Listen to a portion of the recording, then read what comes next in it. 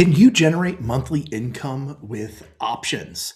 The answer is yes and no. I'm Brian from NetPicks. I want to talk to you today about some options questions we're getting from our subscribers. The honest answer about generating monthly income with options is yes, you can. You can generate regular monthly income.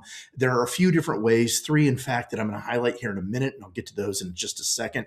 But the reality is you can't think of this as like an ATM machine. This is not like a dividend stock that's going to pay you out every quarter. When you're trading options, your risk comes from inconsistent and irregular returns. So what do I mean by that? I mean, you're going to have lots of little wins and occasionally some really big losses. And what's going to happen is you're going to see some of those wins get offset by the losses. If you're doing everything right at the end of the day, you're going to have more money in your account, but you need to adjust your expectations and really decide if these strategies are going to be right for you based on what we're talking about here today. So, for most people, right? They're looking to use options to replace cash flow week after week, almost like replacing a paycheck. And the problem is returns are not that steady. This is not a bond. I don't want you going into this thinking that you can generate monthly income with options just like a paycheck. It doesn't work that way. You're going to have volatility. You're going to have drawdowns on your account, and you need to be aware of that. Now, is that a bad thing?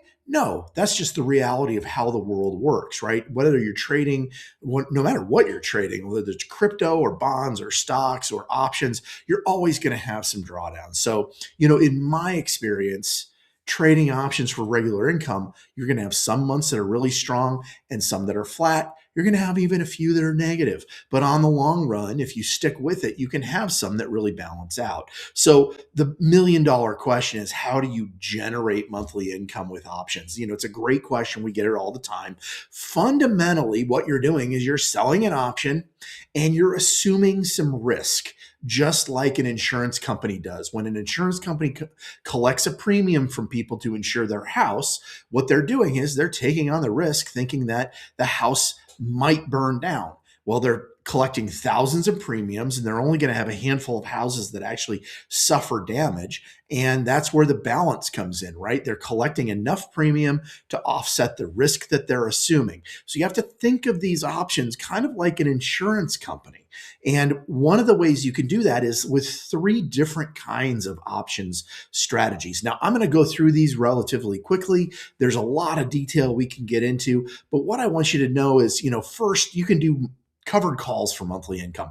This is a very standard, very beginner-friendly way to do this. There's a more detailed analysis on the blog, but in practice, you own 100 shares of a stock. You're going to sell a call option, collecting a premium. You get to keep that premium no matter what. However, this is where you need to pay attention. If the stock skyrockets, you're going to lose out on those upside returns, and your stock is going to get taken out of your account at whatever level you agreed to sell it at, right? That's the risk. That's what you experience. If the stock stays flat, you keep the premium in your stock. And if the stock falls, you keep the premium, great, but you're also going to see a bit of a loss in the value of your shares. Now, normally this isn't catastrophic. If a stock falls a point or two, it's not the end of the world. Where this becomes an issue is if you have a big drawdown in a stock where it falls 5, 10, 12, 15%. And you do see that occasionally in some of these higher risk stocks that are out there. So you just have to be careful about doing these kinds of covered call trades. But in a nutshell, you're given cash on the spot in exchange for trading away the upside in the stock that you own. Now, a few weeks ago, I wrote a covered call, right? QXO, it's a building supply manufacturer. They got a $16 billion market cap. And in January, we owned 100 shares of QXO. And we sold the 2450 strike with 17 days left to expiration. We collected a 75-cent premium, right? Which gives you about a 3.1% cash on return invested. And if the stock fell, of course, I owned it, so I would take any losses that happened. If the stock jumped and went above 2450, my trade would max out in value and I'd lose out on any appreciation over the 2450 price point. but that was a risk I was willing to take. And if you look at what the stock did, and here's a chart of it, you can see it traded up for a little bit and then right back down. And 17 days later, it was below 24.50. So I got to keep all the 100 shares and 100% of the premium. The big risk in these types of trades is if the stock falls. If this stock fell from 24 to 12, I'd take a huge loss in this, right? So you have to be okay owning the stock and being exposed to those risks. But let's look at another way to generate monthly cash flow from options. This is called a cash secured put for income, right? So this is another very popular way that people trade to generate income on the spot. In this case, you don't actually own the stock, but you have the cash in your account to buy it. So instead of just buying the stock and then selling a covered call, what you do is you sell a cash secured put. So let's say the stock's trading at 27, you might sell a cash secured put at 26. Right? You collect that, you buy it, you sell a put option at a strike price of 26. You collect the premium, put that in your pocket, and then you take on the risk of the stock price falling below 26. Back in September, I made this exact trade in Caesars. You can see it on the chart here where we entered the trade and then eventually exited. In this case, the stock was trading at 25.30 and we sold the 24.50 put options. We went 14 days out. I collected 60 cents in premium, it's $60 per contract. Doesn't sound like a lot, but if you do 10 of those contracts, that's $600. And this put instant cash in my account. Now, if the stock rallied, I'd collect the premium, but miss out on the upside. If the stock stayed flat, I'd collect the premium, which is a win. And if the stock plummets, I'm on the hook to buy at 24.50. So if the stock traded down to 22 or to 20, I'm still obligated to buy at 24.50. Again, this is the risk reward trade-off. Remember, I'm collecting 60 cents in premium, but I might experience $2.50 in risk. Our cash return is about 2.5% when you do the math over these 14 days. And by the way, I like Caesars Entertainment as far as the stock goes, so I'd be happy to own it. And as you notice from the chart, here you see it traded basically flat when we exited the trade. We kept 100% of the premium, again, putting monthly cash into our account, right? Now, there's one other way to generate cash, and that's from credit spreads for income. Now, in a credit spread, you don't actually own the stock, nor do you need the cash to buy the stock. Instead, what you do is you match up two different options. You're going to buy one and sell the other, generating a credit to your account. So if let's say you're going to do a call credit spread, you're going to sell the credit, you're going to sell the option, the call option that's closest to the current price, and you're going to buy the call option that's just a little bit further out of the money as protection, right? So everybody knows Ford. Here's a look at the stock. I just want to show you this. I was literally looking at this today, right? So here's where the stock is. As you can see, it's kind of been range bound between, let's call it 12.50 here and 14.50 here. So it's kind of got a 2-point spread. It's about right in the middle. And I wanted to look at some options. So I went about 4 weeks out and I looked at the February 27 call options. And if you look here, I highlighted two of them. This one on the bottom is the 15 call option, right? And as you can see, you can sell that and collect 14 cents. Now, to protect myself, I would simultaneously buy the 16 strike. And so what that means is if the stock is currently at 13.78, if it were to skyrocket to, let's say, $200 a share, well, my risk exposure is just this dollar between the two stocks, right? The two options, the one that I sold and the one that I bought. This is kind of protecting me from any rapid movements. So you sell the 15 strike for 14 cents. You buy the 16 strike for 4 cents. That gives you 10 cents per share or $10 per contract. If you do 100 of these if you do 10 of these contracts, that puts $100 in your pocket. Not bad for, sitting there for 4 weeks, not doing a whole lot. Now, I did not put on this trade. And you're going to be like, well, why not? That's a 10% return. You put 10% in your pocket and you're only risking $100. Here's why.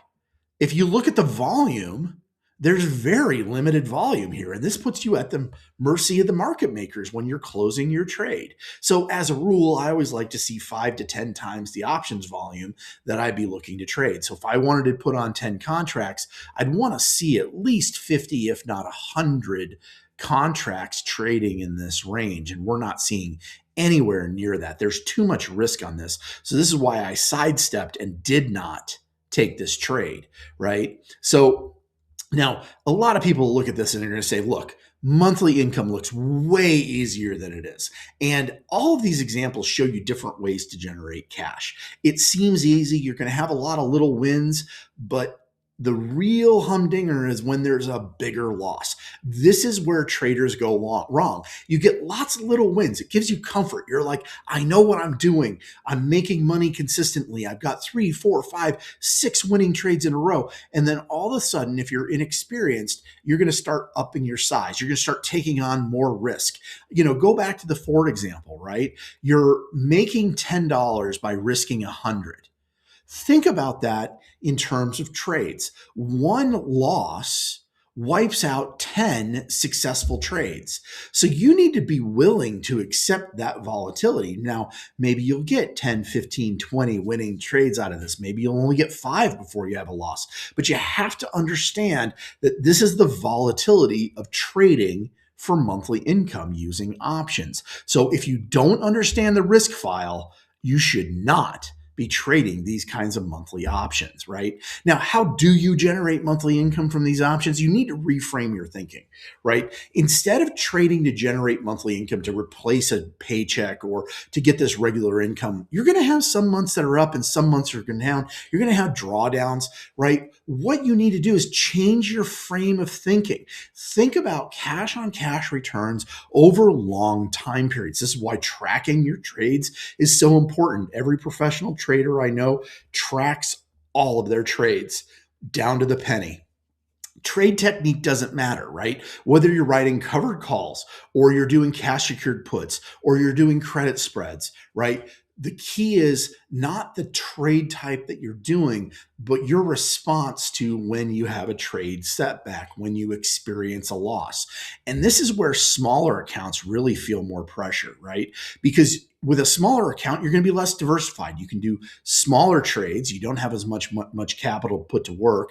You're not going to be able to do as many contracts, right? So normally, if you in an ideal world, you'd have 5, 6, 7 different trade types put on generating cash flow, and that would give you some instant diversification. If you don't have that kind of capital in your account, you're not going to be able to put those diversified trades on. The other thing is a lot of smaller accounts fail to adhere to position sizing and risk controls. This is the number one thing that I preach with students who are trying to learn about trading options. Position sizing and risk controls prevent you from blowing up your account. You don't want the one trade to put you in the bankruptcy zone with your trading account, right? And overconfidence is usually the problem. You're going to see win after win after win, and you think you know what you're doing, and you haven't seen that loss yet. You haven't experienced that drawdown.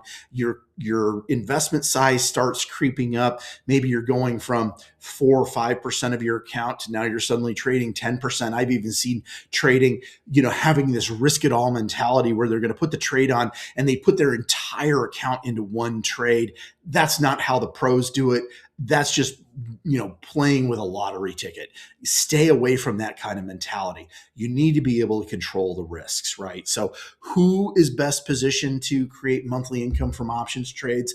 Well, I hate to say it, but robotic traders, people who have limited emotion or can control those emotions. You're not going to be set off tilt if you suffer a loss. You understand that that's part of trading. You're going to understand the trade-offs of risk, cash flow versus risk, right? You think of it as like an insurance company. If you're an insurance company, you don't think nobody's house is going to burn down. You're just trying to figure out, okay, how much have I collected when that house does burn down and we have to pay for it, right? Where's that balance, right?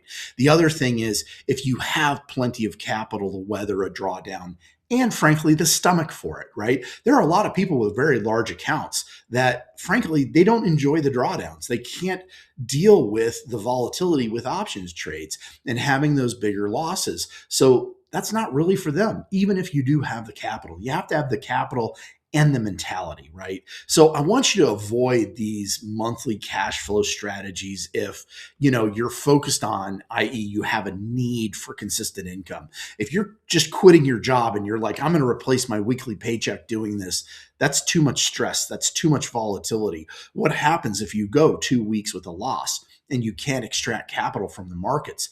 Your whole investment strategy will be sidelined and you'll be basically going to the dogs, right? So you need to be able to have that flexibility. You need to be able to trade with money that you can afford to lose, right? If you're trading with money that you can't afford to lose, you're trading behind the eight ball, right? You're going to be stuck behind things. You don't want to be in that situation. And then the other thing is if you have a super small account balance. I mean, if you only have $1,000 or $2,000, this is going to be a difficult uphill battle for you. I'm not saying it can't be done, right? There's a lot of people who start with $3 or $4 or $5,000 and start trading for income, and they're able to compound and grow their account. But they're very robotic, they're very disciplined, and they adhere to their risk standards, especially position sizing, not oversizing, and they understand the risk profile that they're going into. So, if you're going to trade this way, if you're going to trade for monthly income from options trades, what I want you to avoid trying to replace a paycheck. Look at this as a longer term investment strategy.